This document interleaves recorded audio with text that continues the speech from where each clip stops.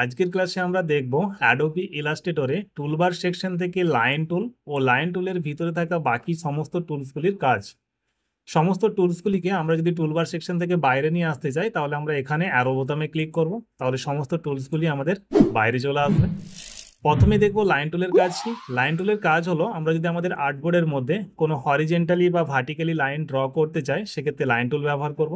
যেমন line tool নেওয়ার পর আমরা যদি আর্টবোর্ডের মধ্যে মাউস দিয়ে ক্লিক করি এবং মাউসকে এবং কিবোর্ড থেকে শিফটের সাহায্য নিয়ে শিফট কি প্রেস করে ধরে থেকে আমরা যদি মাউসকে ড্র্যাগ করি তাহলে আমাদের আর্টবোর্ডের মধ্যে একটি হরিজেন্টালি লাইন ড্র হবে। এখন যদি আমরা আর্টবোর্ডের উপরের অংশে ক্লিক করে কিবোর্ড থেকে শিফট কি চেপে ধরে রেখে নিচ দিকে মাউসকে ড্র্যাগ করি তাহলে ভার্টিক্যালি একটি লাইন আমাদের আর্টবোর্ডের মধ্যে ড্র হবে। এখন আমরা এই লাইনগুলির স্ট্রোকগুলিকে মোটা করতে চাইলে সেক্ষেত্রে আমরা উপরে কন্ট্রোল প্যানেল থেকে লাইনটিকে সিলেক্ট করার পর স্ট্রোক অপশানটি বাড়িয়ে নেব। এভাবে বাড়িয়ে নিলে আমাদের লাইনটির স্ট্রোকটি বেড়ে যাবে। আমরা যদি এখন এই লাইনটির স্ট্রোকটি বাড়াতে চাই তাহলে আমরা সিলেকশন টুল নেব এবং সিলেকশন টুল দিয়ে সিলেক্ট করব, তারপর আমরা স্ট্রোক অপশান থেকে লাইনের স্ট্রোকটিকে বাড়িয়ে নেব। লাইনের স্ট্রোক কালারটি চেঞ্জ করার জন্য আমরা কালার প্যালেট থেকে আউটলাইন কালারে যাব, ওখান থেকে যে কোনো ধরনের কালার নিয়ে ফিল করে নেব। এখন যদি লাইনের ডিজাইনগুলিকে চেঞ্জ করতে চাই তাহলে আমরা ইউনিফর্ম অপশান থেকে এর ডিজাইনটিকে চেঞ্জ করে নিতে পারবো। এখান থেকে যে কোনো ডিজাইন চুজ করলে আমাদের লাইনটির ডিজাইন ঠিক সেই ধরনের চেঞ্জ হয়ে যাবে।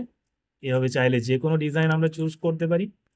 লাইন টুলের ডিজাইনটি চেঞ্জ করতে হলে আমরা এখান থেকেও চাইলে চেঞ্জ করতে পারি।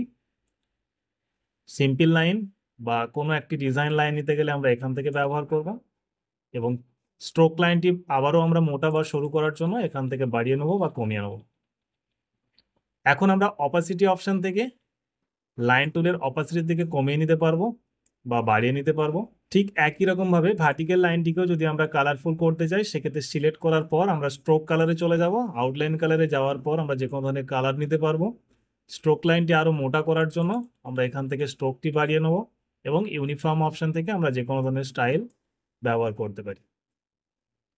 ডুপ্লিকেট করার জন্য আমরা কিবোর্ড থেকে এখন অল্ট কি প্রেস করে ধরে থেকে মাউস দিয়ে যদি ক্লিক করি এবং মাউসকে ট্র্যাক করি তাহলে আমাদের লাইন টুলটি ডুপ্লিকেট হতে থাকবে। ঠিক একই রকমভাবে আমরা এই লাইনটিকেও ডুপ্লিকেট করতে পারি। কিবোর্ড থেকে অল্ট কি প্রেস করব এবং মাউস দিয়ে ড্র্যাগ করব। এখন আমরা দেখব আর্ক লাইনের কাজ কি। আর্ক টুলের কাজ হলো যেমন আমরা লাইন টুল দিয়ে স্ট্রেট লাইন ড্র করতে পারছিলাম, ঠিক সেম ওয়েতে আমরা আর্ক টুল দিয়ে আর্ক লাইন ড্র করতে পারবো। যে কোনো ধরনের এই ধরনের আর্ক লাইন ড্র করার জন্য আমরা আর্ক টুল ব্যবহার করব।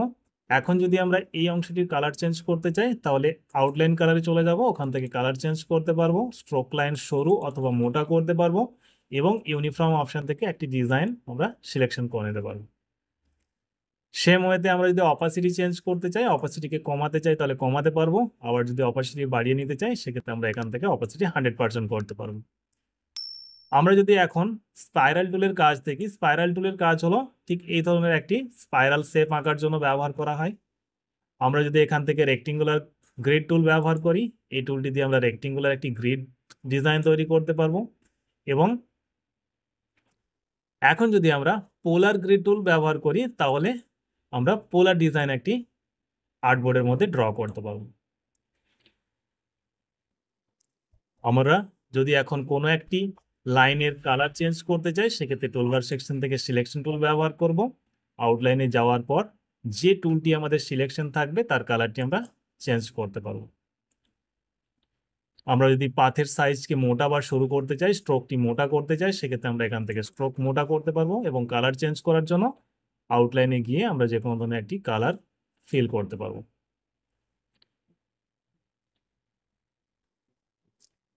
এই ছিল আমাদের লাইন টুল নিয়ে আজকের ক্লাস।